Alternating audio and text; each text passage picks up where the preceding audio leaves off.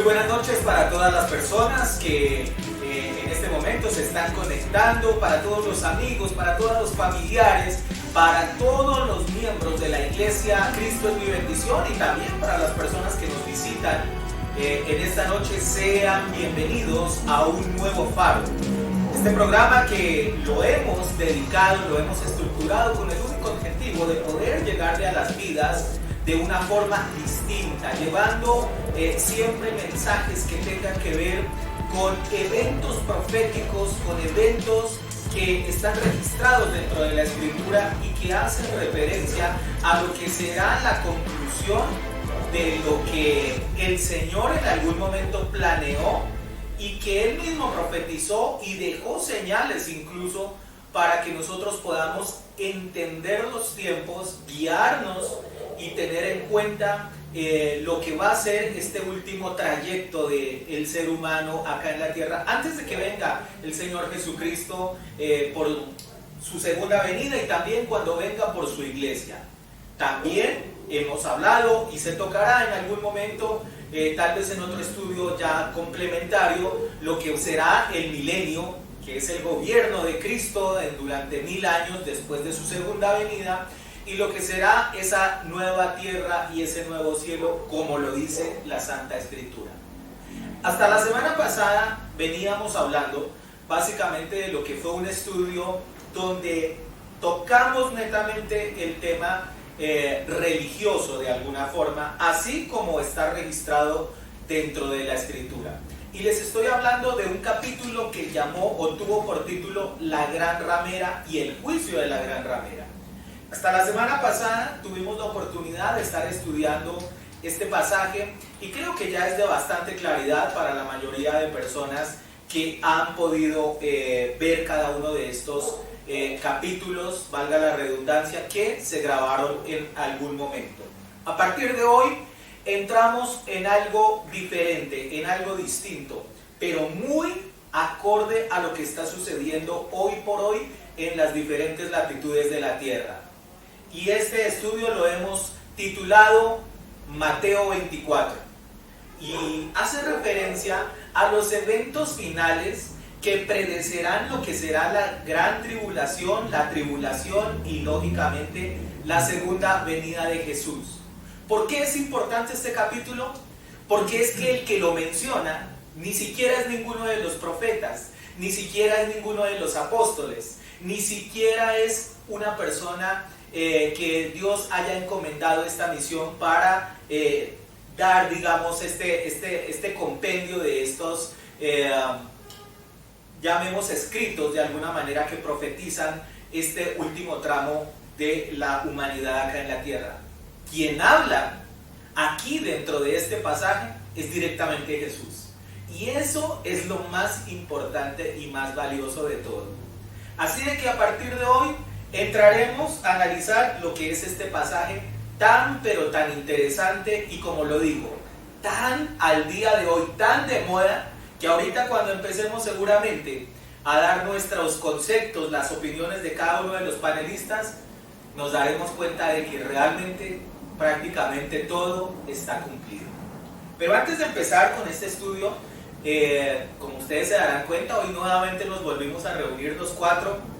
Y hago acá la salvedad, los cuatro, ¿no? Porque en otros programas solamente habíamos estado 3, bueno, de pronto 4 con el gatico, ¿no? Claro que sí. Que sale al final del programa. Pero hoy estamos nuevamente los 4 panelistas, como es el formato del programa, y le damos gracias a Dios a cada uno de ellos por tener este tiempo, por haber sacado este tiempo y por hacer esta noche el programa una vez más distinto a lo que normalmente lo hacemos. Pero vamos a darles la oportunidad de que ellos también en esta noche saluden y estén dando lo que es el prólogo de lo que va a ser este estudio en esta noche. Y empiezo como siempre con usted, pastor, dándole la bienvenida y dándole gracias por estar compartiendo sus opiniones y su conocimiento con cada uno de nosotros. Bienvenido a un nuevo faro, Mateo 24. Gracias, pastor. Buenas noches. Richie, Dios le bendiga. Opas. el hermano Exxon. Gracias a cada una de las personas que nos siguen a través de las redes sociales. Y los invitamos para que compartan también el vínculo de estas enseñanzas, que es una forma de poder llevar también el Evangelio, llevar la palabra del Señor a otras personas. Dice el pastor que entremos con el prólogo y yo quiero entrar es con un colofón, es decir, terminando un tema. Nosotros hemos comentado que ustedes también tienen derecho a que a través de las redes sociales o en alguna forma también den sus comentarios acerca de los temas que nosotros traemos, que no sea solamente aquí de nosotros, sino que ustedes también pueden comentar acerca de de estos temas que son tan importantes para toda la iglesia. Y obviamente que ustedes también tienen opiniones muy importantes para nosotros y obviamente estamos para aprender de todas esas cosas. Por eso quiero regresar un poquito. Una persona me comentó un tema, eso regresemos, me comentó algo sobre lo de la ramera que me pareció bastante importante y dije lo voy a mencionar porque me parece bastante importante lo que mencionó aquella persona. Del versículo, volvamos otra vez, Apocalipsis 17, el versículo 2, dice que la ramera ha fornicado con los reyes de la tierra y los moradores de la tierra se embriagaron. Y en el versículo 16 dice, y los cuerdos que éste viste aborrecerán a la ramera, la dejarán desolada, desnuda, y devorarán sus carnes y la quemarán en fuego. Habla específicamente de lo que es la ramera y los tratos que va a hacer con el mundo, y al final esa ramera va a quedar abandonada totalmente por aquellos que le hicieron tratos. Y dése cuenta que yo no había notado una cosita que me hizo caer en cuenta a esa persona. Me dijo, eso se da hoy en día incluso, tan sencillo. Le voy a presentar un ejemplo. Me habló de lo que fue aquí, ustedes recuerdan el expresidente Juan Manuel Santos, y recuerdan también a nuestro presidente Duque, incluso. Cuando estaban en campaña, ellos hablaron aquí en Colombia, cuando estaban en campaña para la presidencia, ellos fueron a las famosas mega iglesias cristianas aquí en Bogotá y una en Cúcuta famosísima. Ellos fueron a ese, presentaron, son mega iglesias de 5.000, 6.000, 10.000 personas que le meten en un solo lugar. Ellos fueron a esos lugares a hacer campaña justamente para la presidencia. Y eso salieron titulares dentro de las páginas, digamos, cristianas, diciendo, uy, el presidente o el que va a ser presidente llegó aquí y estuvo con nosotros y adorando y esto y aquello. Resulta que ellos obviamente llegaron a ser presidentes, pero la pregunta es hoy en día, ¿realmente ellos tenían en el corazón el acercarse a Dios? Y dense en cuenta, ahí es donde se nota cómo la ramera que se infiltra dentro de las iglesias cristianas empieza a ser tratados con esas personas, y esas personas después uno les podría preguntar, ¿y qué ha pasado? Nada, abandonaron a esa tal ramera, la sacaron y la olvidaron. Me pareció un ejemplo perfecto de lo que verdad que está pasando. Esto seguramente en otros países también ha pasado, cada uno lo puede mirar allí, cómo se utiliza la política o cómo esta gente manipula lo que es la religión, porque la religión, vemos que fue la ramera, ya lo vimos, que es donde la que le va a abrir las puertas justamente a ese anticristo. Gracias a la persona que nos colaboró con esta opinión, me pareció bastante importante mencionarlo, y ya nos damos cuenta de que sí, ustedes tienen mucho que aportar también en estas enseñanzas. Muchas gracias, y ahora sí, entonces, pastor, iremos a lo que es el versículo, al capítulo 24 de San Mateo. Gracias, y ya hablaremos entonces sobre él. Bueno, vamos a seguir porque sabemos que el tiempo avanza y queremos empezar a tratar directamente estos versículos tan importantes de Mateo 24. Desde ya advierto, eso sí, de que esta noche no vamos a concluir este estudio porque es un capítulo bastante largo y que toca muchísimos ítems, muchos, pero bastantes, desde diferentes partes, tanto las físicas como las espirituales. Entonces, seguramente esto no lo vamos a terminar esta noche, esto será simplemente el inicio de este gran estudio, pero como le digo, no se lo pierda porque hay mucha cosa, digamos, que aprender, mucho tema para edificar y muchos aspectos que seguramente usted se dará cuenta de que lo que dijo Jesús, qué coincidencia, entre comillas, todo se está cumpliendo a cabalidad. Voy con mi siguiente panelista en esta noche.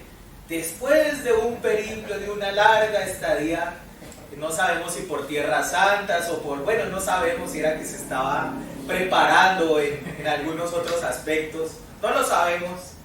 pero hoy viene con baterías recargadas después de esta larga temporada. Le damos la bienvenida a nuestro hermano Richie en esta noche. Bienvenido Richard Alfaro, y vamos a hablar de Mateo 24 y las señales del fin. Bienvenido Richard.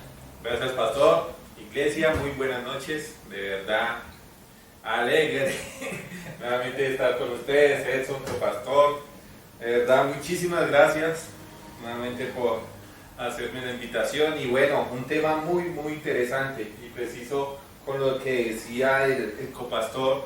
Hay personas de verdad que han tomado estos cursos, estos temas del faro, y precisamente cuando iniciamos decía en Apocalipsis 1:3, bienaventurado el que lee y los que oyen las palabras de esta profecía y guardan las cosas en ella escritas, porque el tiempo que está cerca.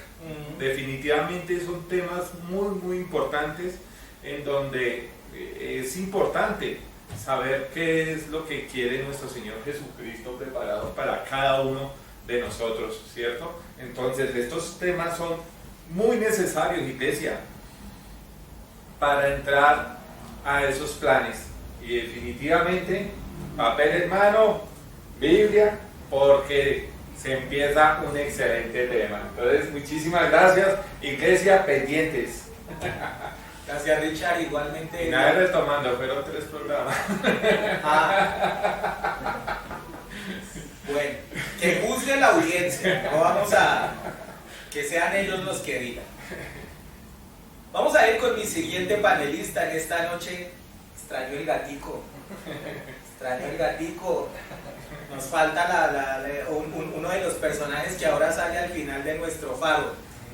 Le damos la bienvenida en esta noche igualmente a nuestro hermano Edson. Yo sé que a él le va a encantar de hecho este tema del que vamos a hablar, porque se va a sentir él muy, como dirían por ahí, como pez en el agua en cuestiones de lo que él seguramente nos ha presentado a lo largo de estos años de trabajo dentro de la iglesia. Recuerde usted que él nos ha mencionado muchos estudios donde nos ha hablado de los iluminados, aunque él le habla de iluimplumados, de la masonería, nos ha hablado de todo lo que se ha infiltrado dentro de las iglesias, nos ha hablado inclusive de algunos aspectos, como por ejemplo también lo del planeta X.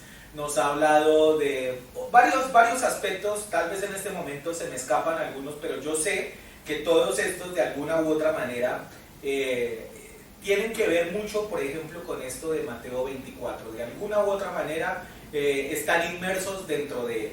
Así de que, por eso digo que seguramente se va a sentir como pez en el agua con este estudio. Bienvenido, hermano Edson, y extraño el gatico. Pastor, bendiciones, copastor, hermano Ricardo, bendiciones para todos, iglesia, amigos, hasta enemigos podemos saludar en el día de hoy, ¿verdad? Sí, un saludo muy cordial a Luna, obviamente, que debe estar, no pudo presentarse aquí por cuestiones laborales también. esa es la realidad. Entonces saludamos a Luna desde donde se encuentre, seguramente estará en algún programa futuro. Pastor, hermanos, Mateo 24. Wow. Esto es un reto para nosotros, primeramente, ¿por qué? Porque es un capítulo muy hablado. Obviamente hablo de las iglesias que predicamos del rapto y de la segunda venida de Jesucristo. Es un tema muy mencionado, tal vez para muchos de ustedes sea algo nuevo. ¿Y cuál es el reto, pastor, copastor Ricardo? Realmente traer nutrición fresca, cosas de que no se hayan mencionado, porque la palabra es viva, es fresca. Ese es el reto que creo que personalmente vamos a tener aquí como panelistas, por la gracia y la misericordia del Señor. Creo que su Espíritu pues estará presente en ese tipo de revelaciones.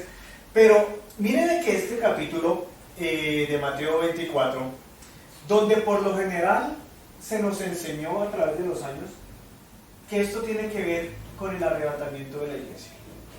Y no, amados, no tiene que ver relativamente con el arrebatamiento, sí con señales, definitivamente, las señales sí, Pero es que a Mateo, como explicamos no hace mucho tiempo, en alguno de los estudios, al primero que se le da la revelación del arrebatamiento fue al apóstol Shaul, al apóstol Pablo. Por eso él dice, he aquí un misterio. Algo que Jesucristo no le había revelado ni a Mateo, ni a Marcos, ni a Lucas, ni a Juan. Entonces, si a Mateo no se le revela el arrebatamiento, entonces, ¿qué es lo que está hablando aquí Jesucristo? Y eso es lo que vamos a empezar a explicar desde esta noche. Definitivamente sí son tiempos finales, pero son los tiempos finales asignados al pueblo ¿de qué? De Israel. Y eso lo vamos a aclarar a como vayamos progresando en el estudio. Por ahora, gracias pastor por la invitación, chévere que estemos aquí nuevamente reunidos, y Biblia, papel y lápiz, una actitud de enseñanza. Pastor. Gracias, hermano Edson. Y seguramente lo primero que sí, ya la gente aquí empezó seguramente a pensar, ¿cómo así de que esto no hace parte de lo que es el arrebatamiento? Sí, yo coincido también plenamente con lo que dice el hermano Edson. Sí tiene que ver de alguna manera con el arrebatamiento, porque lógicamente todo va de alguna manera atado unas cosas a otras. Pero recuerde usted que, y ahorita lo vamos a ver, ¿quiénes son los que le hacen la pregunta al maestro, no?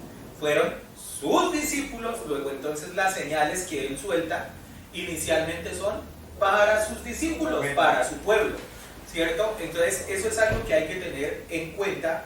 Por eso es que coinciden, eso sí, bastante también con las señales que aparecen en otros libros.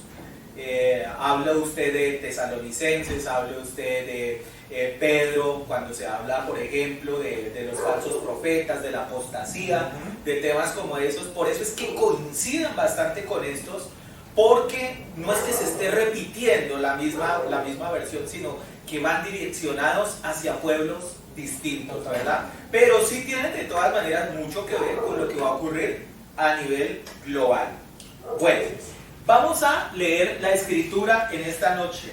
Es un capítulo bastante extenso y desde de antemano les digo, no lo voy a leer todo, sino solamente los primeros versículos, que son los que vamos a empezar a tratar, y a medida que vayamos haciendo los programas iremos tocando los diferentes aspectos mencionados aquí dentro de este Mateo 24. Entre otras cosas, desde ya hago la salvedad, en Mateo 24 se mencionan los dolores previos a la tribulación, se menciona la tribulación y se habla también de la gran tribulación.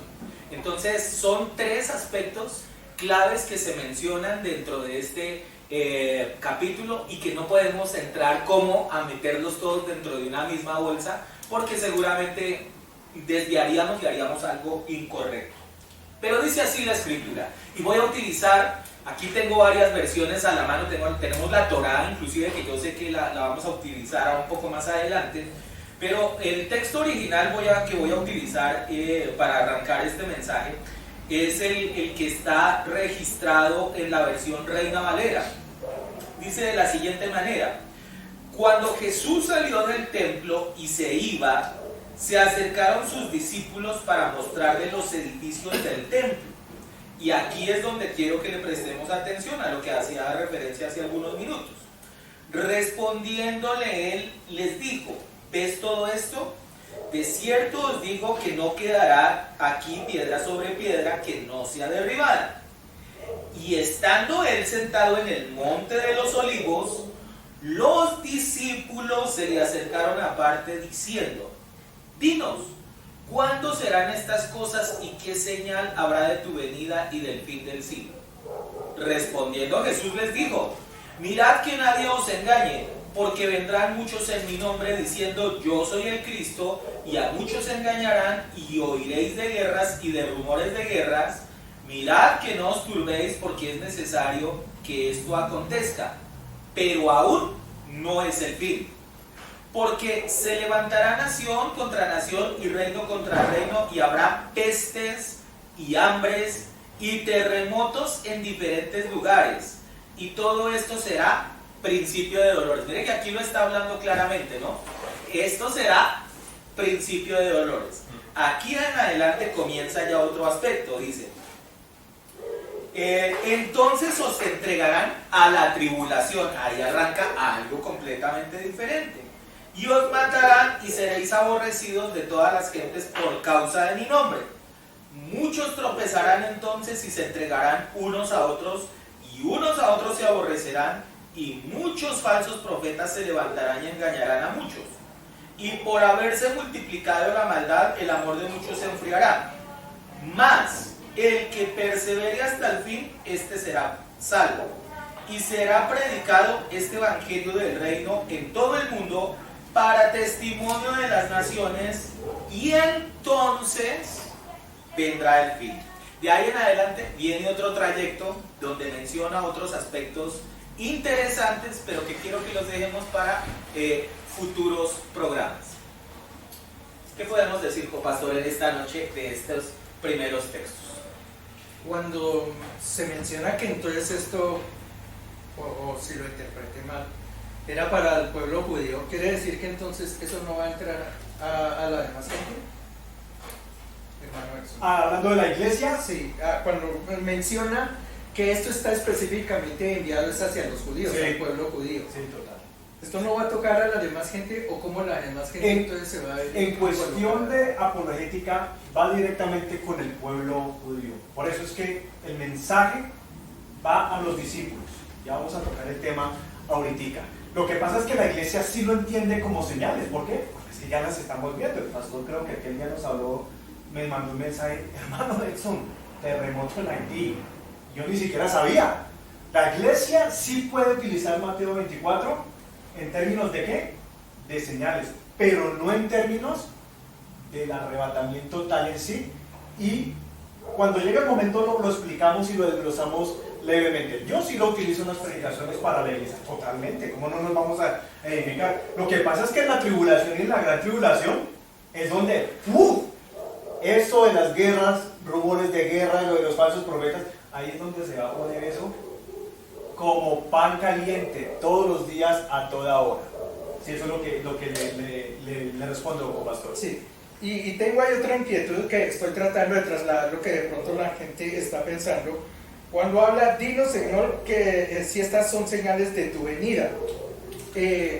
Nosotros hemos mencionado que el regreso de Cristo será en dos partes, si lo pudiéramos dividir. Una, en que no lo va a ver ojo humano, porque Él va a venir solamente es hasta las nubes. ¿Exacto? Esta segunda parte entonces corresponde, ya es a la venida cuando el Señor lo van a ver todos. No habla entonces de esa primera parte, ¿verdad? Es lo que entendemos. Totalmente de acuerdo.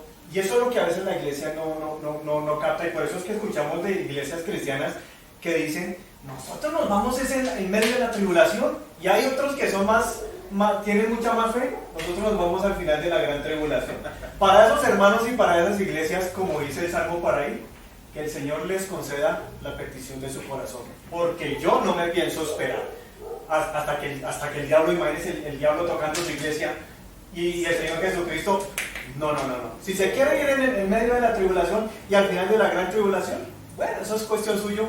Nosotros tenemos la convicción totalmente de que seremos arrebatados, porque el mismo apóstol Pablo dice que no estamos aquí para la ira, dice claramente la palabra. Es que yo creo que ahí es donde nace mucha confusión de los mensajes que hay en las iglesias, porque siempre se enseña, ¿no?, dentro de las iglesias, que con estas señales entonces el Señor va a venir y se llevar la iglesia. Sí, exactamente es eso, pero se olvida que antes de este evento va a haber uno mucho más importante, que es el del rapto, que está ahí metido, que quizá entre líneas mucha gente no lo ha concebido, y por eso es la mala interpretación de muchos mensajes que se escuchan por ahí.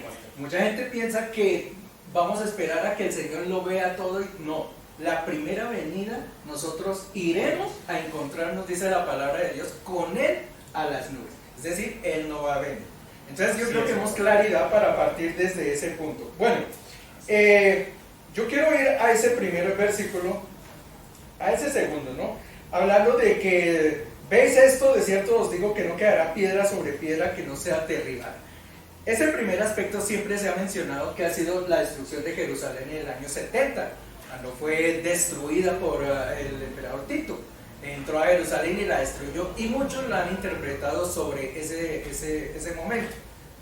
Puede ser una interpretación, puede ser, pero si nosotros miramos allá más adelante, dice que estas señales son para el fin, lo que me lleva a pensar que entonces cuando él se está refiriendo que no quedará piedra sobre piedra, será en ese final también. ¿Eso qué me quiere decir? Que Jerusalén posiblemente vaya a tener que ser destruida nuevamente.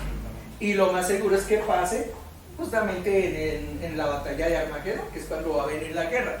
Creo que él se está refiriendo en este punto es a la guerra de Armagedón exactamente y no a la destrucción que va a haber en el año 70. Es mi primera visión que tengo de ahí. No sé qué piensa el hermano Ricardo. No sé, o sea, vemos que Jesús en el primer versículo salió del templo, estaba orando, me imagino yo, ¿cierto? Sí, Dice, claro. o sea, sus discípulos lo recibieron y como él siempre se sentó y empezó a enseñar a sus discípulos, ¿cierto? Entonces, vemos que los discípulos estaban mostrando el templo y fue cuando dice, ¿veis todo esto? Entonces, hay algo muy importante en esta parte donde dice precisamente que no quedará aquí piedra sobre piedra, lo que sea la que nos ha derribado. Sabemos que en el año 586 a.C. tumbaron el primer templo, ¿cierto? Después, segundo templo fue derrumbado en 70, como le dijo el copastor, que fue Tito, ¿cierto? Pero dentro de esto podemos ver dos cosas. Uno, el templo, posiblemente Jesús estaba mirando la parte actual, ¿cierto? Y llegamos, ¿por qué la parte actual? Digámoslo así. Porque cuando en el capítulo 2 dice Jesús que no quedará piedra sobre piedra, y precisamente llega y destruye el templo en el año 70, porque los muros de los lamentos hoy en día los judíos están sobre eso, siendo que Jesús dijo, no piedra sobre piedra nada. Si vamos en la actualidad, posiblemente según las investigaciones que han hecho, no era ese mismo el templo, sino era como una fortaleza de afuera, ¿cierto? Sí. Porque es que Jesús no creo que mienta en ese momento, ¿cierto? Entonces, posiblemente hoy en día los judíos están adorando un muro que no es directamente del templo del Señor, ¿cierto? Pero ¿a qué voy? Esto encierra dos cosas. Una, lo que estamos hablando, que es precisamente los juicios directamente contra Jerusalén, que puede ser destruida, y lo segundo es contra la iglesia. Precisamente aquí tenemos la Torá, porque es que viene la palabra gentiles, ¿cierto? Que es muy importante sobre este estudio de Mateo 24.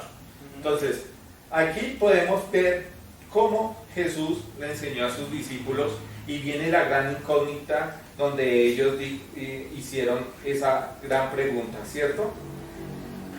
Pero antes de esa gran pregunta quiero darle la palabra a Edson sobre esa piedra sobre piedra que no sea derribada. Creo que es directamente al pueblo de Jerusalén. Clarísimo. Miren que nada más el templo, habían varias capas de fortaleza. Eso no era solamente una pared, posiblemente estamos utilizando esa misma imagen aquí atrás de ustedes, posiblemente. No es solamente ese murito que ustedes alcanzan a ver lo que quedó. No, eso tenía varias capas de fortalezas. Obviamente la que más tenía protección era prácticamente donde estaba el templo. Era como un anillo ese. Era un anillo bueno, pasaban la primera barrera, pero se encontraban con otra fortaleza. O sea, no era simplemente una mallita ahí y penetraron y ya. No, así no es que funcionaba la cuestión de las fortalezas en este templo, que de hecho fue construido por Herodes el primero, ¿verdad? El famoso, es un judío, reconstruido por Herodes el primero, y que siendo, imagínense este tipo siendo judío, o de la casa de Israel, lo que hemos visto, y Jairo lo menciona, la parcialidad con la política, con Pilato, vendió sus principios. Hay otro tipo que ya quiero tocar el tema en sí, pero algo que me trajo a colación cuando Jesucristo arranca Mateo 24 y él dice, es que lo primero que quiero que vean es de que eso que ustedes están chicaneando no va a quedar absolutamente nada. ¿Por qué de entrada no comienzan con los falsos profetas, con lo de los terremotos, con lo de que se van a entregar unos con otros? Arranca directamente dándoles a entender que 40 años más adelante, y yo creo fielmente en profecías, y el pastor nos ha enseñado que tienen doble cumplimiento y hasta triple. Perfectamente encajan en lo que dice Jairo. Aquí puede ser esto, pero también falta otra profecía sobre la destrucción de Jerusalén que está a punto de ocurrir, obviamente en medio de la gran tribulación.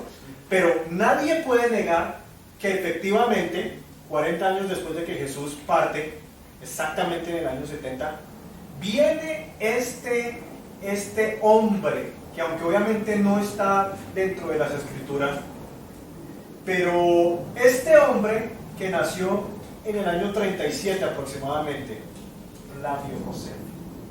Los que hemos escuchado y estudiado de este hombre, que no vio a Jesucristo, no lo conoció, no lo alcanzó a conocer, pero el tipo era un escriba fariseo judío, y el tipo escribe, el tipo en medio, cuando en el año 66, 67 aproximadamente, ve que se va a empezar a cumplir esta profecía. Vienen los romanos para empezar a ¿qué? A tratar de penetrar las murallas de Jerusalén.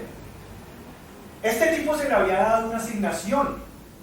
No era cualquier tipo Flavio Josefo, era un escriba. El Sanedrín, pastor, copastor, le habían dado asignación. ¿Sabe qué? Yo necesito que usted, Flavio Josefo, cuando tenía por ahí 25, 26 años, lo mandaron para Galilea. Usted se encarga de la fortaleza allá en ese sector, su pedacito.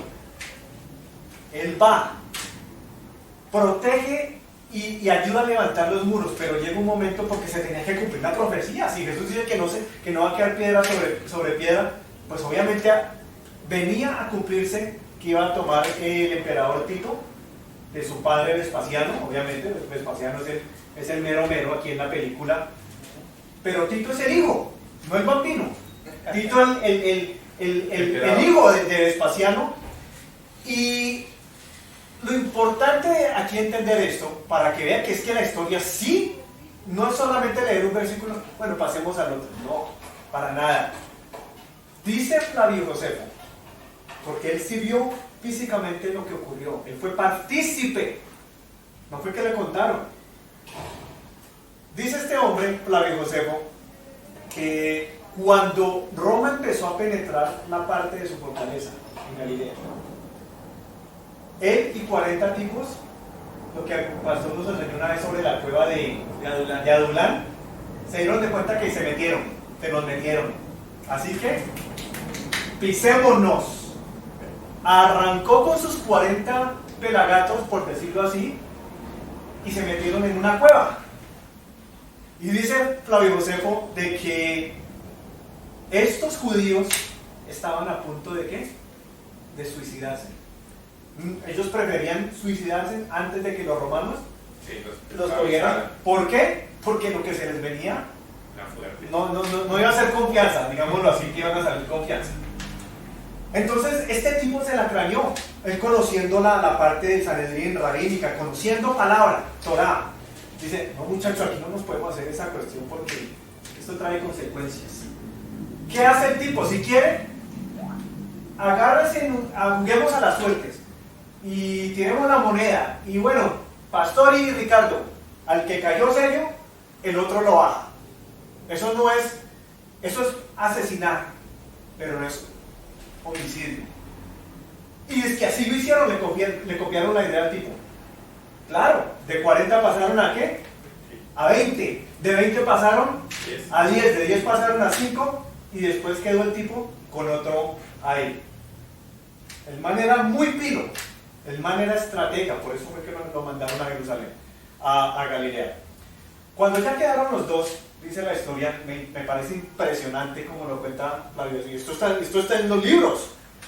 Dice de que se entregaron o los capturaron los romanos.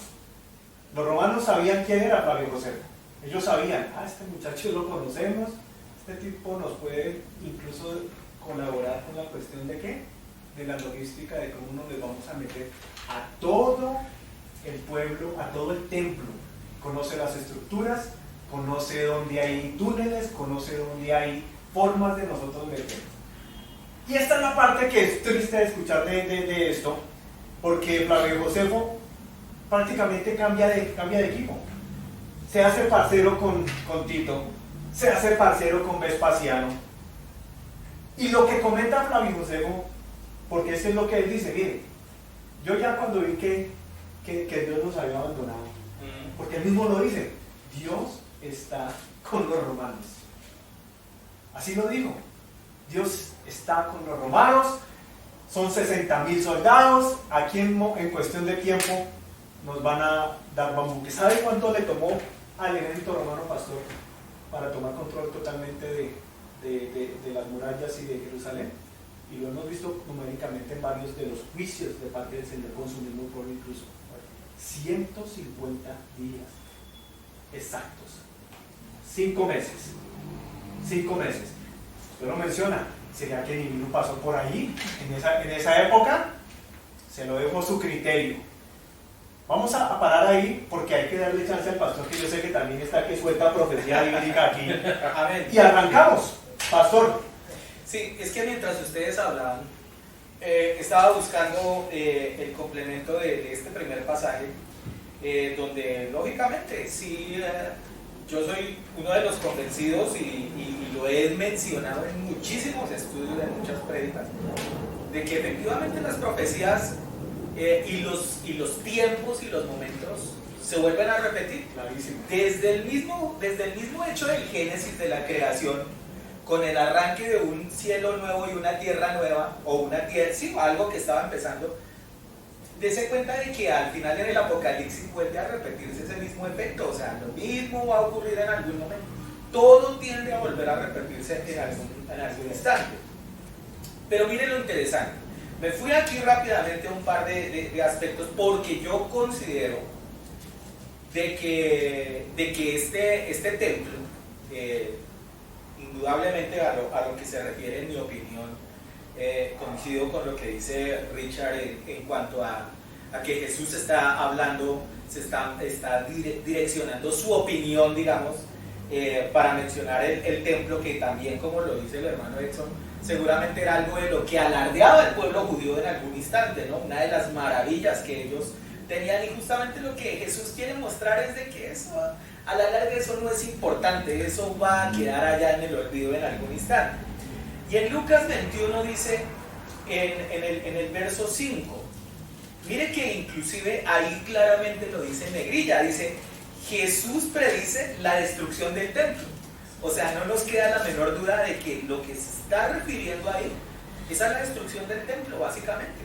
Y ahí lo dice, vea, y a unos que hablaban de que el templo estaba adornado de hermosas piedras y ofrendas votivas, dijo, ahí habla Jesús, en cuanto a estas cosas que veáis o que veis, días vendrán en que no quedará piedra sobre piedra que no sea destruido. Entonces digamos que coincido plenamente en que cuando Tito destruye completamente, digamos, ese lugar, ese templo, Jesús se estaba refiriendo básicamente a eso, porque vuelvo y digo, era como la cosa en la cual ellos se jactaban de que era algo impresionante y bello. Pero también no va a quedar con su versión, la de la parte final. Porque es que de todas formas, yo creo que en el momento en el que esté el anticristo acá, una de las cosas que puede ocurrir dentro del reinado del anticristo, y que justamente va a causar que se desencante de él, es por ejemplo eso, dañar el templo, algo que para ellos es sagrado. Y para ello me voy a apoyar en algunos versos, pero estos están en Daniel. Y aquí está hablando de la profecía de las 70 semanas, Daniel capítulo 9. Y me voy al verso 27 y dice, y por otra semana confirmará el pacto con muchos. Ya sabemos que esta palabra muchos hace referencia a varias naciones, a varios gobiernos, ¿cierto? Dice, y a la mitad de la semana hará cesar el sacrificio y la ofrenda. Eso va a ser lo que siempre en teoría hemos dicho, que va a ser de que se vea de que este es un Mesías impostor, ¿cierto? Pero la pregunta es, si se acaba el sacrificio y la ofrenda, ¿no se les ocurre de que obviamente el templo también va a desaparecer? Porque no va a ser solamente decir, bueno, no hagamos más el sacrificio y la ofrenda, sino que probablemente va a terminar, digamos, su tarea de alguna manera, acabando con lo que es el templo. Y aquí al final, en el mismo Daniel, en el capítulo 12, donde está hablando de los tiempos del fin, dice, y desde el tiempo, en el verso 12:11, dice, y desde el tiempo que se ha quietado continuo el sacrificio, o sea, si es quitado el sacrificio continuamente, hasta la abominación desoladora, y eso es algo que me parece particular, porque aquí en Mateo 24, no lo mencioné, pero más adelante Jesús menciona la abominación desoladora, la que habla aquí Daniel. Dice, habrá 1290 días, y dice que hará quitar todo sacrificio. Eso me lleva a pensar que es muy probable que sí, el templo como tal, o sea, si no hay sacrificio, si no hay ofrenda, si no hay culto, ¿para qué un templo? Pastor, en la última copa, capítulo 16 de Apocalipsis, dice el versículo 19, y la gran ciudad fue ¿qué? Dividida en ¿qué? En tres partes. ¿Qué ocurrió ahí, pastor? Terremotos. ¿Usted cree que el templo va a aguantar la magnitud de un terremoto en la segunda y última fase de la gran tribulación, cuando el Señor viene con ira mundial? No va a quedar ahí, sí, lo que dice Jairo, falta algo ahí en la ecuación, falta todavía un templo ahí que destruir. ¿Por qué? Porque se metió el anticristo ¿a qué? A ofrecer incienso falso, torcido. Sí, exactamente. No sé si o sea, si algo lo vamos a aportar a esto. Yo creo que esa pregunta que dejó ahí Exxon es importante. ¿Por qué el Señor lo primero que menciona en estos juicios es el templo, no? ¿Por qué no nombró los otros juicios adelante? ¿Por qué no nombró el anticristo o los falsos cristos o las demás cosas que iban a venir? Sino lo primero que dice es que va a destruir el templo. Y yo creo que esto va relacionado justamente con el hecho de que es lo que toca justamente a nosotros como cristianos y justamente a Dios, que el templo es lo más sagrado que puede existir. Cuando hablamos del templo, pues hablamos de la adoración a Él. Ese pasaje que usted mencionó ahí en Lucas, si uno mira los versículos que están anteriormente, ¿a quién se estaba refiriendo? A la viuda, ¿recuerdan? A la viuda, que fue la que llevó unas moneditas y esto, y seguidamente es cuando le preguntan acerca del templo. Entonces es de que les está hablando de la ostensidad que tenía el templo, de la hermosura que tenía el templo, y yo creo que se refería a eso. Se preocupan por la fachada del templo, se preocupan por tener, como hoy en día está pasando, ¿cuántos templos se preocupan por ver cuál es el más hermoso, el que tiene las mejores cosas? Y se olvidan realmente de lo que tiene valor. Y creo que el Señor Jesús en ese momento les estaba haciendo el contraste. Miren que en un pasaje anterior está hablando de la viuda, la humildad que ella tenía, y enseguida les dice, no, y esto que estas piedras tan hermosas que no han quedado piedra sobre piedra. Yo creo que es el primer juicio, y el Señor toca, lo primero es el templo, es para mostrar justamente que lo que es la iglesia, lo que es el verdadero culto, se va a alejar de lo que es, y es el que va a ser castigado primero. 4 versículos antes, pastor, está la misma respuesta. Mateo 23:37. Si nos colabora Richard, ahí desde la versión, vamos a entender por qué es que viene obviamente Jesucristo a profetizar de entrada la destrucción del templo. Mateo 24:37, por favor, hermano Ricardo. 23:37. Jerusalén, Jerusalén, que matas a los profetas y apedreas a los que te son enviados. ¿Cuántas veces quise juntar a tus hijos como la gallina junta a los polluelos debajo de las alas? Pero no quisiste. Vuestra casa os deja desierta. Pues os digo que desde ahora no volveréis a verme hasta que digáis: bendito el que viene en el nombre del Señor. ¿Vieron el versículo 38? Lo repetimos. He aquí vuestra casa que os es dejada. Está profetizando, voy a tirar esas paredes. De alguna forma, ustedes no saben cómo, pero como yo soy el alfa y el omega, el principio y el fin de la sabiduría, yo sé lo que se viene 40 años después de que yo me vaya. Y por eso es que Jesús lloraba. ¿Usted cree que sabiendo lo que se venía, no iba a tener compasión? Las 3 veces que Jesucristo lloró en la palabra, ¿verdad? Era por compasión al pueblo. Podemos trasladarnos a ese momento, Jesús, viendo todavía el templo bien bonito, los discípulos, Sí, chicaneando, como decimos aquí. y Jesús ve cómo se empiezan a filtrar los romanos en el año 70 con Tito y Vespasiano. Claro, eso cómo no le va a dar dolor con anticipación. El mismo Flavio Josefo da unas descripciones que ahí es donde yo entiendo cuál fue el terrible error del pueblo de Israel. Porque él dice de que mientras él estaba por allá de parcero con Vespasiano y Tito, con Tito, Vespasiano realmente no estaba ahí. El tipo había sido promovido a ser precisamente gobernador en el año 69, y el tipo, mientras se fue a recibir el galardón de emplumado allá, como todo político empapelado, se fue a recibir su medalla y dejó a su chino. ¿Sabe qué dijo? Mientras yo voy por allá a recoger mi cartón, usted lo dejo asignado precisamente para que vaya y visite a Jerusalén, porque yo necesito mostrarle a Nerón, obviamente, que yo sí puedo tomar control de la ciudad santa. Y dice Flavio Josefo que él ve en el momento en que los romanos, listo, esta gente no quiere salir, no nos podemos penetrar, listo, vamos a bloquearles todas las entradas y salidas. ¿A qué lleva eso, pastor? No hay comida.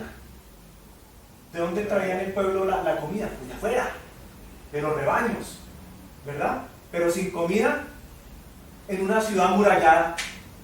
Dice que alcanzó a ver una mujer que mató a su propio hijo. Hizo su asadito, eso lo dice él en su libro. Lo asó, comió, pero no solo eso. Dice que el mismo pedazo de su hijo le dio de comer a los soldados, obviamente, para ver si les levantaba un poquito las energías para poder continuar batallando. Vio sangre, impresionante sangre acumulada, que esa sangre incluso, para que se imaginen lo horrible que fue cuando Roma tomó control de ese templo, mucho más peor que cuando Nabucodonosor sitió en el año 600, peor, porque aquí el man dice incluso que hasta los ríos de sangre que corrían alcanzaban incluso hasta apagar los incendios que se iban formando por allá y por acá. Imagínense, a punta de sangre.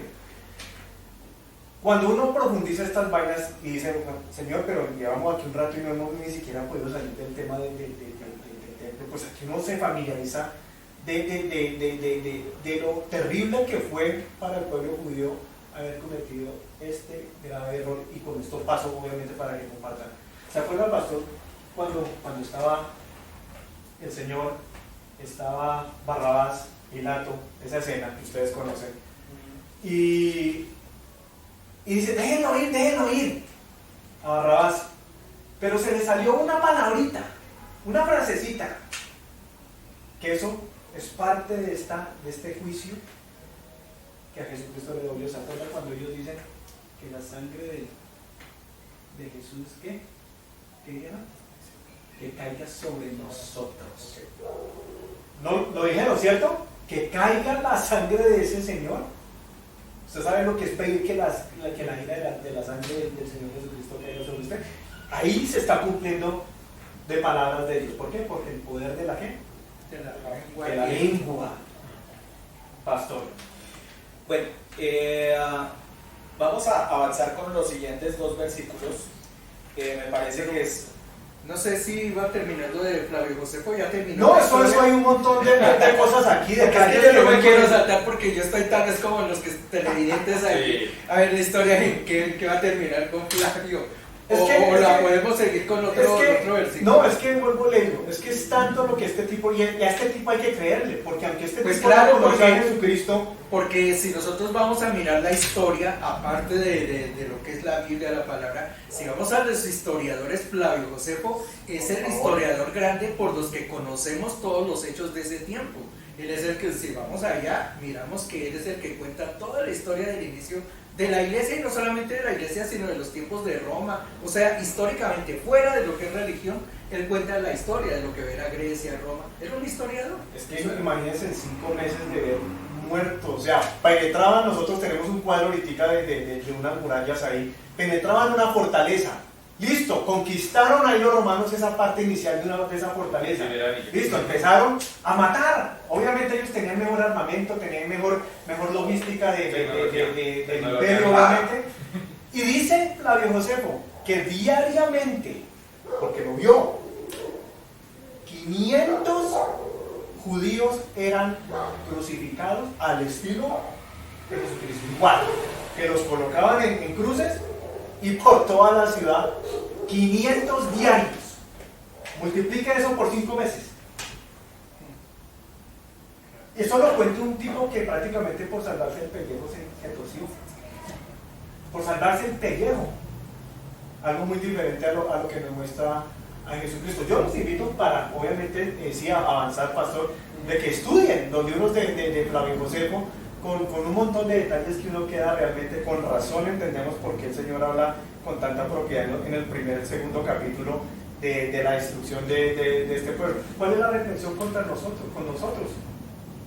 Si a nosotros, y eso ya lo estudiamos en los 21 juicios de la ira del Señor, si a su mismo pueblo no se la perdonó, mucho menos se la va a perdonar al pueblo gentil, a la iglesia, obviamente. Por eso es que vimos y terminamos la semana pasada viendo de que a la gran ramera le dice, denle doble de la copa de ¿qué? De mi ira. O sea, mucho cuidado, iglesia, porque meterse con el Señor no es cuestión de broma, pastor. Ahora, perdón, le interrumpo. Este versículo, ahí volviendo a Mateo 23, 39, el que habló ahorita el pastor, podemos tomar ese versículo para mencionar igualmente que los judíos, ellos no participarán del rapto. Los que no se convirtieron, Sí, no. los que no sean mesiánicos, no. Ellos no. El caso, digamos, conocemos judíos que son Porque convertidos, pero ahí en ese pasaje les está diciendo, no me van a volver a ver hasta que ustedes me reconozcan y me digan, bendito el que viene. porque os digo que desde ahora Y eso no me lo veréis.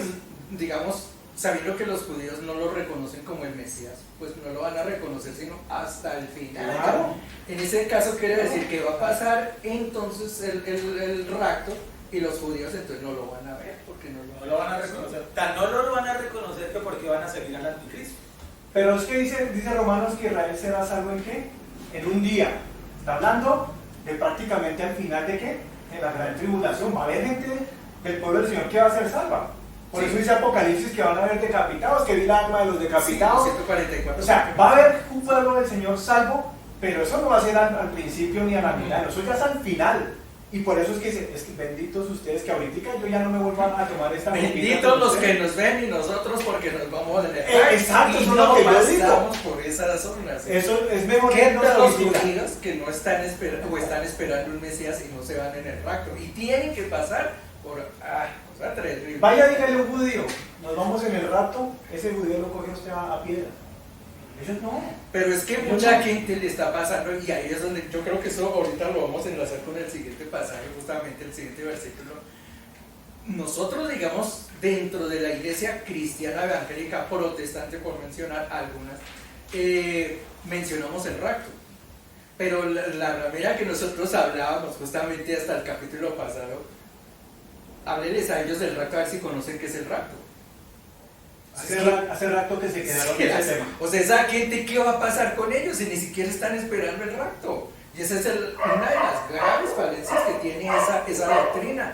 Tantos millones de personas que tienen y no les hablan de que va a haber un rato que va a venir y esa gente se va a quedar, se va a perder. totalmente grave esa situación. Sí, sí, sí.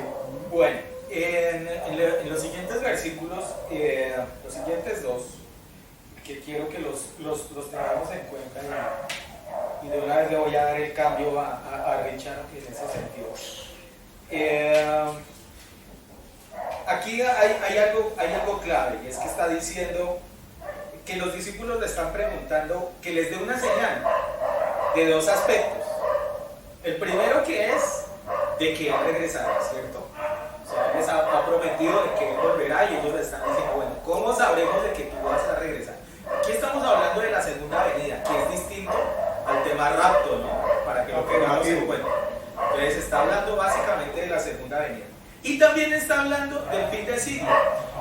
Creería yo de que se están refiriendo al final de las cosas. Ellos lo interpretan como fin de siglo, pero obviamente me imagino yo que se están refiriendo es al final, digamos, de lo que es lo que nosotros conocemos como el mundo. Y ahí dice, mirad que nadie nos engañe, porque vendrán muchos en mi nombre diciendo, yo soy el Cristo. Y aquí quiero detenerme un instante, porque esa palabra Cristo sabemos exactamente qué traduce, ¿no? Y es ungido. Y hoy en día esa palabra sí que es bien mencionada, por ejemplo, en las iglesias cristianas, ¿no? Cuando se menciona, es que vino el ungido, o es que está el ungido de Dios, o ese... Porque muchas veces sí, o sea, no nos detenemos a analizar ese tipo de aspectos. De que sí, como aquí dice Cristo, entonces uno, no, esperemos a ver quién se autoproclama como Cristo. Aunque ha habido locos que han dicho que son Cristo, ¿no? Pero si vamos... Hay unos por ahí que mencionan cosas. Pero si vamos al trasfondo de la palabra Cristo significa es ungido. Y eso es algo de lo que no podemos pasarlo así como rápidamente, porque como lo digo por ejemplo en las iglesias cristianas, sí que estamos plagados de ese término. Hoy en día o son apóstoles o son profetas, pero en alguna relación tiene que haber ungido de Dios. Richie, quiero ir contigo para reiniciar este segundo tramo de este estudio. Pastor, sí, la verdad, vengo con respuestas, vengo con muchas preguntas, porque definitivamente sabe más que sobre el Evangelio. Pero en el versículo Mateo 24:3 quiero dividir la pregunta que le hacen los apóstoles al Señor Jesús. Uno, preguntan, ¿cuándo serán estas cosas? ¿Cierto? Segundo, ¿y qué señal habrá de tu venida? Muy importante esa. Y señal del fin del siglo, ¿cierto? Entonces, la primera cosa que yo quiero entrar en un pequeño debate aquí, ¿por qué los apóstoles empiezan, si ellos no saben que el Señor muere y va a venir nuevamente, ¿cierto? ¿Por qué hacen estas preguntas? ¿Por qué hablan de señales si ellos no tienen el entendimiento de todo lo que Jesús vendría y sucedería en todo esto? Primero, ¿cuándo serán estas cosas? Me imagino yo que ellos preguntaban sobre la destrucción del templo. Claro, que era lo que les acababa de mencionar. Sobre todo esto, entonces él dice, no quedará piedra sobre piedra. Y me imagino que textualmente el Señor Jesús veía cómo el Imperio Romano cogía la piedra, quitaba una, se robaban todo el oro y cogía la otra, y ahí sí, piedra sobre piedra. Pero ahí viene la ¿qué señal habla de tu venida? Te ayudo. Por favor, eso. Mire que en este caso, Jesucristo es un caballero. Y aquí las cosas no son por coincidencia. A Jesús ya le habían preguntado 2 veces sobre la señal. 2 veces anteriores ya le habían preguntado sobre las señales.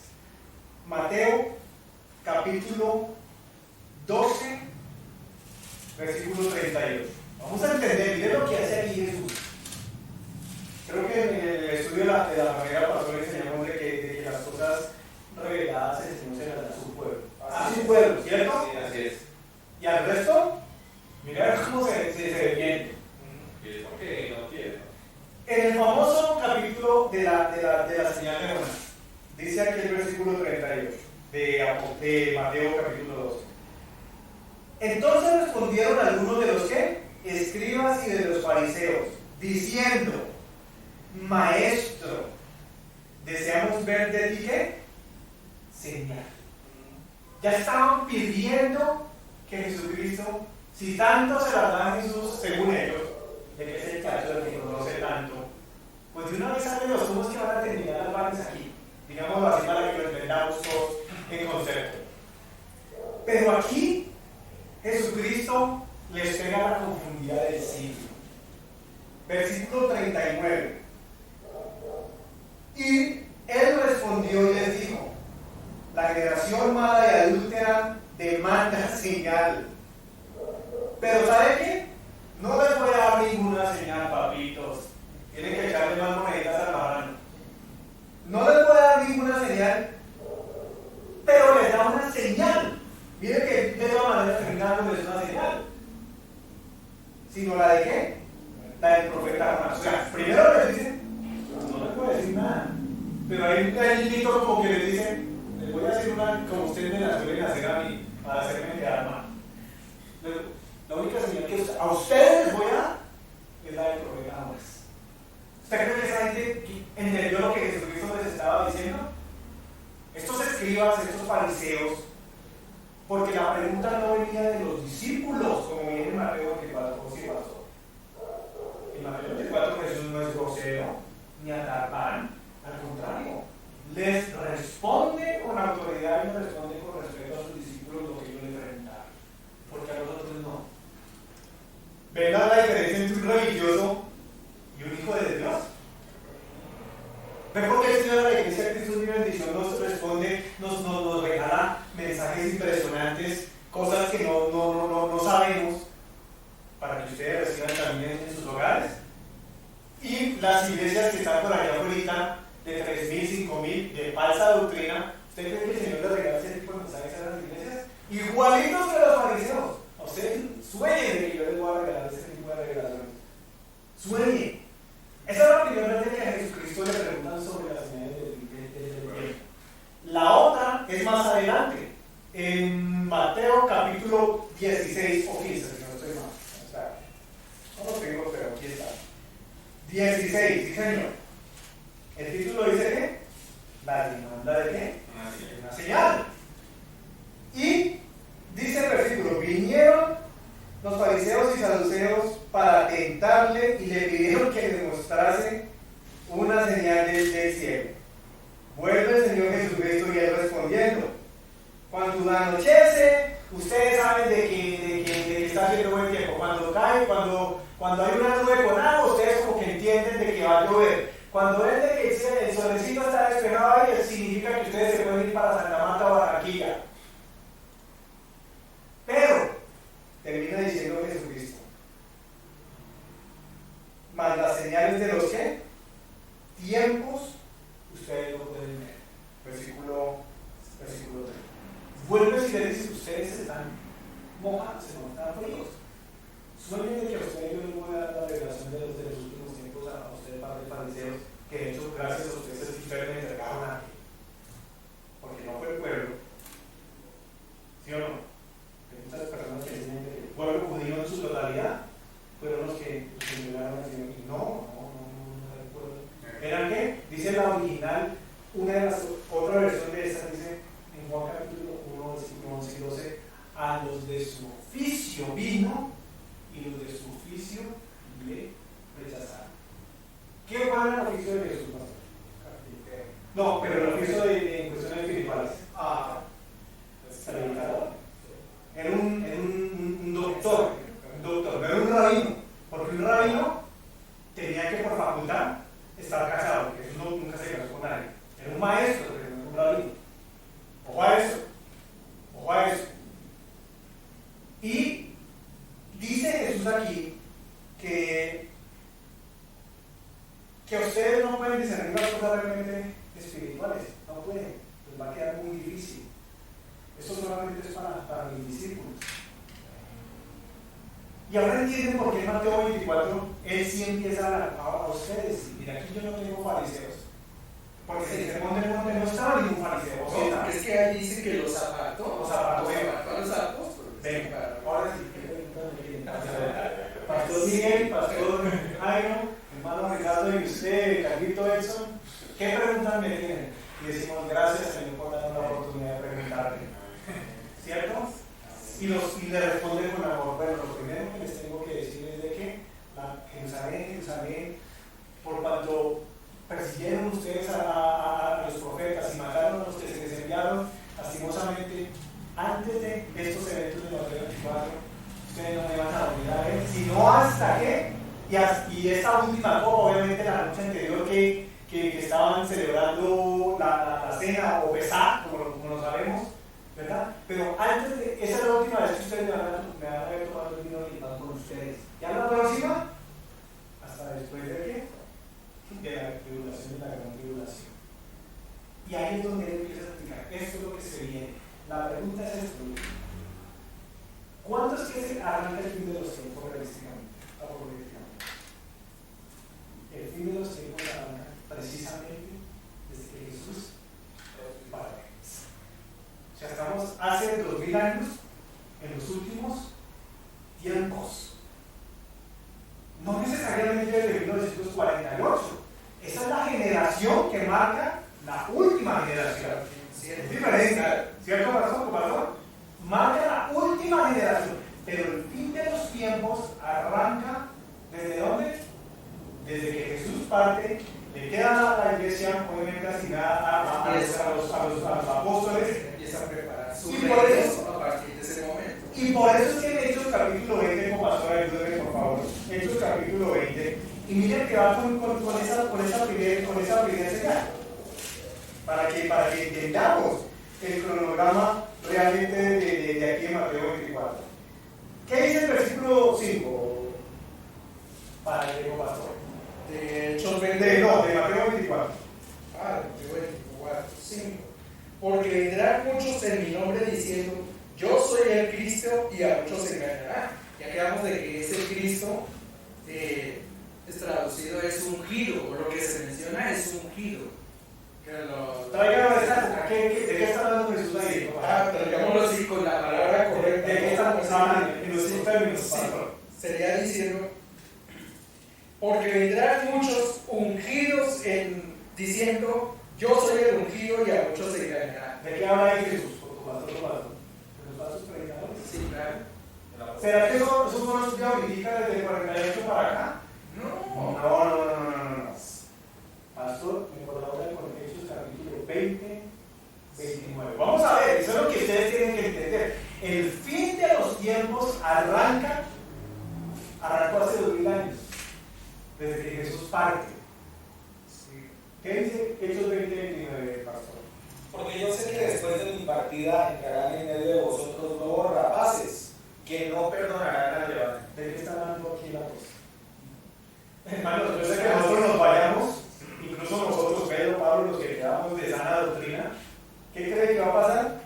Yo sé que después de mi partida y ustedes mismos van a salir falsos predicadores. ¿Qué? Vosotros entrarán en medio de ustedes como que lobos rapaces que no perdonarán al rebaño. Falsos predicadores, desde ese mismo tiempo.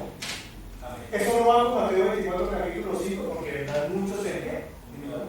Ahí, desde ese mismo momento ya se venían falsos predicadores, y de ahí para adelante seguimos soltando. Ahora, hay otra cosa que Richard mencionó, y que también para responderle un poquito a él y seguramente a la gente que nos está viendo, él decía que cómo los discípulos sabían de que Jesús iba a morir y iba a volver. Pero es que él ya 2 veces con anticipación les había hablado a los discípulos, particularmente del tema de su muerte. Y también en esas 2 ocasiones había hablado de su resurrección. En las 2 ocasiones lo mencionó. Incluso a mí me parece algo hasta bien llamativo, creo que esto está en Marcos. Y es que ahí dice, en la segunda ocasión en la que ellos le preguntan, o que él les habla más bien de su muerte, dice que ellos, los apóstoles, se quedaron callados y que no le quisieron quisieron preguntar ya más sobre esa situación, que porque tuvieron temor. Y estaba revisando justamente dentro de mis apuntes acá, por qué, digamos, ellos tuvieron temor, porque pues, sería extraño, a fin de cuentas. Yo siempre he pensado de que la personalidad de Jesús no era precisamente la de un hombre gruñón, ni nada de eso. Sí, un hombre con autoridad, lógicamente, pero no tal vez al punto de que ni los discípulos le pudieran preguntar algo, ¿no? Además de que si uno de los mensajes centrales de él era el amor, pues tenía que ser coherente con el mensaje que estaba dando, ¿cierto? Pero es que estaba revisando y es que lo que ocurrió es que la primera vez que él habla de su muerte, en ese momento Pedro se le acerca y lo llama aparte y le dice: no, Señor, pero es que usted cómo se le ocurre pensar en esas cosas. Usted que va a tener que ir a la cruz ni nada de eso, si usted está bien aquí con nosotros y todo. Y ahí es cuando Jesús lo reprende y le dice: apártate de mí, Satanás. Entonces, por eso me imagino que después de esa situación, cuando él vuelve y les habla del mismo tema, claro, ya de todas maneras, pues de alguna forma tenían algo de miedo de volverle a preguntar, porque seguramente pues ya tenían la experiencia de lo que había ocurrido con Pedro en algún momento, ¿no? Son detalles, pero dése cuenta de que él sí ya les había anticipado tanto de su muerte como de su resurrección. Y obviamente, acuérdense que él siempre les dijo, acuérdense que él inclusive los llama amigos, ¿cierto? Y obviamente lo que les dice es que él se va a ir por una temporada, pero que él va a volver por ellos, que él va a regresar. Entonces, claro, ellos estaban con la duda de, bueno, ¿y cuándo será esto? Yo me imagino que la mentalidad de ellos seguramente estaban pensando, no, pues eso por ahí el mes entrante vuelve, el año entrante viene. Entonces, claro, o sea, si uno lo toma desde esa óptica, claro, cuando él empieza a relatar las señales del fin, pongamos de que ellos hayan puesto un plazo de que Jesús volverá, por decir algo, en un año. Entonces, imagínense que Jesús les diga, no, es que ocurrirá de que el templo se destruirá, de que se levantarán muchos en mi nombre, de que habrá guerras y todo eso. Y creo yo que digan ellos, pero en un año va a pasar todo eso. Porque pues la mentalidad de uno, normalmente volvemos al punto, claro, es muy finita. Que es lo que siempre nosotros debemos tener en cuenta. De que obviamente en el caso de Jesús, el tema es completamente diferente. Pastor, sigo con usted con respecto a lo de el tema de los Cristos, ¿cierto? De los ungidos y de lo que hoy está contaminado. Hablamos de la iglesia cristiana, pero ni qué decir de otras iglesias, ¿no? Sí, claro. Yo quiero mirar ese pasaje 4 antes de llegar a ese 5, que es la de los ungidos. Ese 4 dice: mirad que nadie os engañe. Ay, claro, yo creo que esa es la parte clave de empezar por ahí. Miren que esa es la práctica que ha hecho Satanás desde el mismo comienzo. Vamos a Génesis. De una vez había comenzado con Adán y Eva. ¿Qué fue lo que nos hizo primero? Pues es el engaño. O sea que Satanás ha sido su arma favorita a través de Padre de mentira, ¿no? Padre de mentira. A través de toda la Biblia ha sido engañando al ser humano.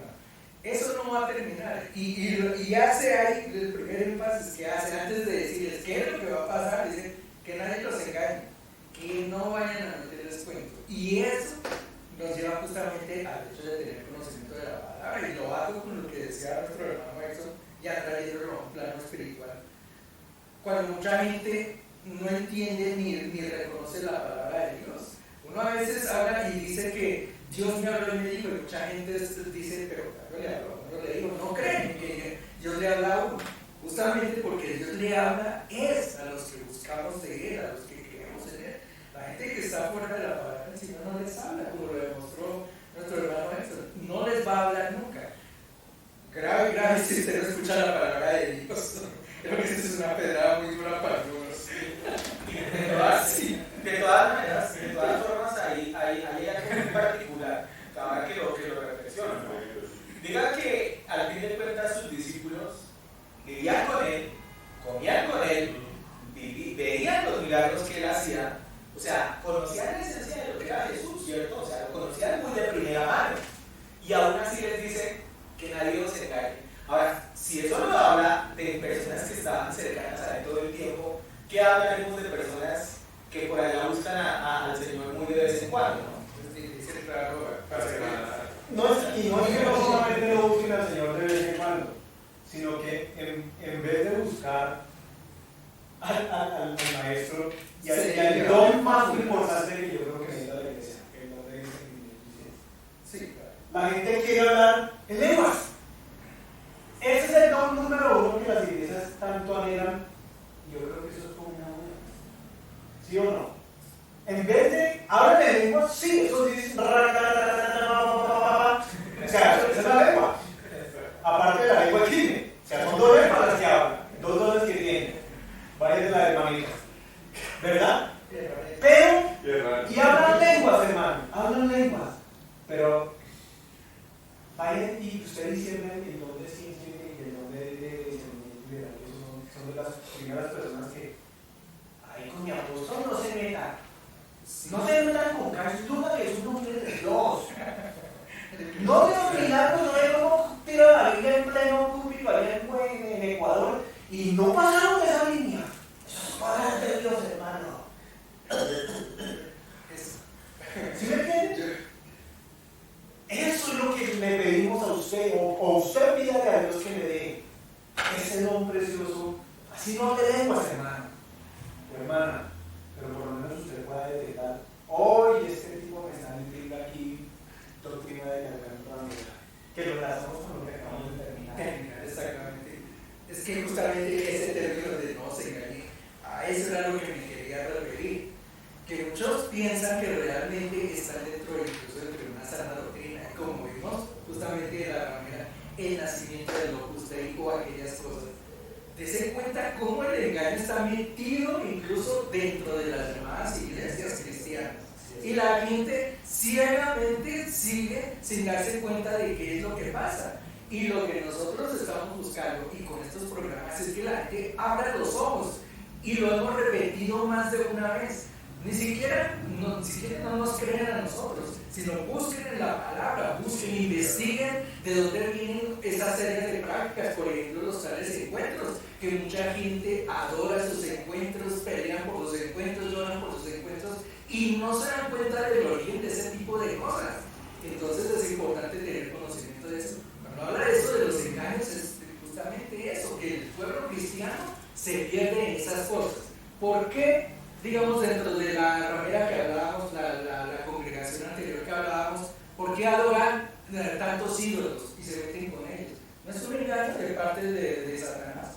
Pues, mentes que están cauterizados y no pueden ver más allá de la punta de la nariz. Eso es lo que nos está instando aquí la palabra de Dios y lo que les dice el Señor, que no los engañen, que no los lleven por esos cuentos. La gente se deja llevar hoy en día en las iglesias cristianas por los milagros. Y si no, vaya a una de esas iglesias, y yo lo he mencionado, puede haber personas incluso ahí sentadas y ni siquiera escuchando la palabra, sino ahí con su celular. Cuando dicen, ¿y quién necesita aquí un milagro? ¡Ay! Se botan allá y eso se arrastran a esperar un milagro y corren detrás de los milagros. Y yo les enseñé en Deuteronomio capítulo 13, donde les dice al mismo pueblo de Israel que los milagros provienen también de Satanás. Y uno tiene que mirar esas cosas, estar mirando y estar atento, no dejarse engañar por eso, no porque en un lugar hablan allí que hay tantos milagros, uy, no es que allá debe estar la unción y yo voy para allá. Y con esto no quiero decir que no puedan haber milagros, a ver, pero justamente es tener el discernimiento, ya lo habló nuestro hermano Jesús, esa palabra es muy clave, discernimiento. Y aquí esta palabra que dice el Señor, que no los engañen. Y para no ser engañados, la mejor manera es escudriñar la palabra de Dios. Pero mire, hay algo que nosotros tenemos aquí, la Biblia física, ¿cierto? ¿Qué pasa con Google hoy en día? Quieren digitalizar todos los libros. Están digitalizando precisamente en las apps la Biblia, ¿cierto? Y todo online. Entonces, no, que se acaben ya los libros, que se acabe ya todo. ¿Por qué? Porque todos los árboles ya van a ir más, no sé qué. Pero en medio de esto, ¿dónde está el engaño? ¿Qué pasa si ya no tenemos los libros físicos? Entonces, si se cae el internet, Entonces, ¿cómo vamos a saber la palabra? ¿Cómo vamos a escudriñar? No nos, por medio de la tecnología nos está engañando como tal. Pero yo le agrego algo más a eso que usted está diciendo. Y es que uno no debe confiarle, y lo hemos dicho, nada más, ni siquiera a estas Biblias. No, ni siquiera. Porque son mal traducidas. Esta palabra justamente aquí de Cristos, si nosotros vamos aquí al original, no dice Cristos, no dice ungidos. Dice, ¿qué? Creo que es Mesías, algo así, creo que dice. Pero es el versículo 5. Dice, porque nadie, versículo 5 de Mateo 24. Si no estoy mal. Creo que no dice, aquí lo tradujeron como yo soy el Cristo y a muchos se engañará. Creo que traes otra palabra distinta. 24:5. Pues vendrán muchos en mi nombre diciendo, yo soy el Mashiach. Mesías. Que es muy distinto, muy diferente, muy diferente totalmente de lo que es. Entonces, adicional a lo que usted dice, no nos podemos confiar en lo que dice todo Google porque son manipuladas esas cosas también. Entonces uno tiene que ir directamente a fuentes que uno pueda creer. Bueno, pensando quiénes son los dueños, ¿no? Sí, Bueno, hemos llegado en esta noche de este primer estudio sobre Mateo 24. Nos quedan muchas, como dirían, mucha carne para mirar acá, para comer, sí. Y creo que les estoy dando un punto álgido.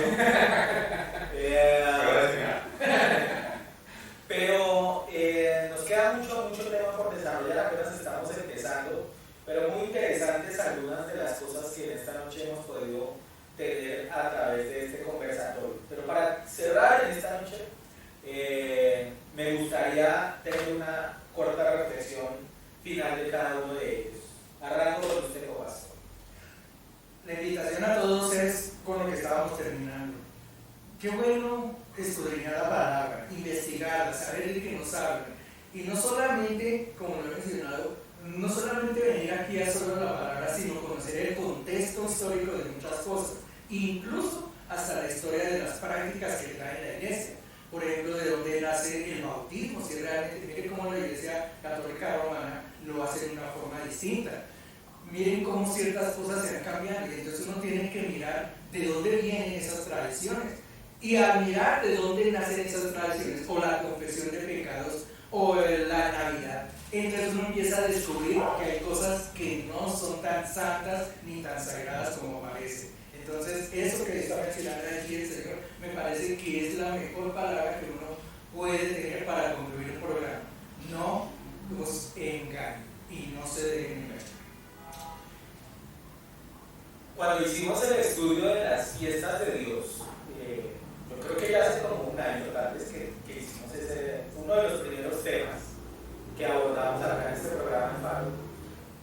Muchas cosas que tuvimos en cuenta fue analizarlas desde diferentes aspectos: cronológico, de tiempo, por qué el Señor las implantó, las colocó dentro de su pueblo, pero también el significado profético. Lo estuvimos mirando, y a la larga uno de los aspectos más interesantes que vimos dentro de ese estudio es lo que se ha cumplido. Por ejemplo, en el caso de Jesús, no se cumplieron algunas de esas festividades, pero hay tres que no se han cumplido y que creemos firmemente que se cumplirán a partir de la segunda venida del Señor. ¿Y sabe qué es lo interesante? Que estamos a un mes más o menos de que se cumplan esas tres festividades. No con esto estoy diciendo de que en esta ocasión sea cuando el Señor venga por su iglesia. De mi parte, ojalá sí. La verdad. Y de hecho la iglesia dice acá que dice: ven, Señor Jesús, ven. ¿Sí? Entonces, ojalá sea el tiempo, pero lo importante es que tengamos claro de que los tiempos se están acortando y que Jesús ya está tocando la puerta y está diciendo: voy por mi iglesia, y que todos estemos listos. Richard, reflexión final en esta noche. No, algo pequeño, definitivamente todos estos mensajes son llenos de advertencias por parte de nuestro amado Jesús, y es por el mismo amor el cual, si no escuchamos sus advertencias, estamos como fritos, ¿no? ¿Qué más tesoro que estos mensajes? ¿Qué más tesoro que nos indique, oiga, vaya por el buen camino? ¿Qué más mensaje de amor que es? Entonces, iglesia, de verdad, escudriñemos más la palabra de Dios y no nos sacamos del plan que Él tiene para nosotros. Esa es la mejor manera de decir a Jesús que lo amamos. De verdad, ¿no? Entonces, sí, esa es la invitación. Todas estas advertencias, hagámoslas, guardámoslas en nuestro corazón y escudriñemos la palabra para ser salvos. Para estar con Él, es lo que precisamente estamos acá. Nuestra obligación como iglesia finalmente es la de poder conducir a las personas a la verdad, a la palabra, a la sana doctrina, a lo que Jesús en algún momento instituyó y dejó para que nosotros lo tuviéramos en cuenta. Advierto que este tipo de mensajes en ningún momento lo que queremos generar es ni miedo, ni que de pronto la gente se sienta coaccionada de alguna manera, porque de hecho las cosas del Señor siempre son de libre albedrío. Y usted decidirá si decide aceptar lo que usted mismo podrá encontrar dentro de la Escritura y que habla de una verdad, y como inicié este programa hablando, en el caso particular de este capítulo que estamos hablando, es que quien lo está mencionando es directamente Jesús, no es un personaje diferente, sino es la información de primera mano directamente de Dios hacia nosotros como pueblo. Hermano Edson, extraño el gatico. Voy a echar de menos la despedida hoy del gatico. Reflexión final en esta noche. Cuestiones laborales también. Reflexión final. Les daré pastores que cumplan mi voluntad para que los guíen con sabiduría y entendimiento. Miren, 4 tipos enfrente de ustedes. Uno con un celular más caro que el otro con más pelo que el de acá, el otro con un suéter como recién salido de una cárcel, y el otro aquí con una camiseta que pareciera de la Gran Rabia, pero no, es mi camiseta, punto. Y eso me recuerda la forma en que Jesús y los discípulos y después apóstoles también convivían, una forma normal, sin trajes religiosos, ¿verdad? Que seguramente se sentaban en un monte, en un desierto, y como amigos, porque si los dicen que eran mis amigos, los amigos no hablan religiosos, sí, pastor. Yo con un amigo religioso no hablo, Santo Espíritu Santo. No, yo con mis amigos hablo como amigos. Y nosotros creo que seguimos ese legado de parte del Señor en la parte de la predicación. 4 sujetos que simplemente el Señor nunca decidió llamar para servirles para ustedes, para nuestra propia salvación de nuestras almas, y también, como lo acabamos de leer, pastores que cumplan la voluntad a través de la sana doctrina, a través de sí, de verdades que de pronto usted estuvo muy mal acostumbrado y que el Señor, como se lo ha compartido muchas veces al pastor Miguel y a Ricardo, que no es el arrebatamiento el último tema de antes de partir de acá, sino regresar a Él, a su raíz, a sus conceptos, a entender lo que Jairo acaba de mencionar, las verdaderas prácticas, cómo lo hacía la primera iglesia, y lentamente salir precisamente de esa filosofía, como dice Colosenses, que nadie los engañe con vana que filosofía. Pastor Ricardo, que privilegio, ojalá el Señor nos permita reunirnos presencialmente una vez más, y muchas gracias por la oportunidad, pastor. Bueno, para ustedes igualmente esta noche les deseamos de que, primero que nada, que esta palabra caiga en buena tierra, en un lugar donde verdaderamente germine y eche fruto, como dice la misma Escritura, y que simplemente el Espíritu Santo les revele, les guíe, les ministre y los lleve a la verdad, como dice de alguna manera, inclusive nuestro eslogan de programa: conoceréis la verdad y la verdad os hará libres. Y sabemos que quien la puede ofrecer o que la puede dar no son nuestros labios, no es nuestra boca, sino es la revelación del Señor, número 1, a través de su palabra, y como segundo aspecto, no menos importante, el Espíritu Santo de Dios. Para ustedes, gracias por habernos acompañado. Les deseamos el mejor descanso en esta noche y será hasta una próxima oportunidad, si es que el Señor no ha venido por su iglesia o si Él no nos ha llamado a su presencia. Hasta pronto y bendiciones para todos.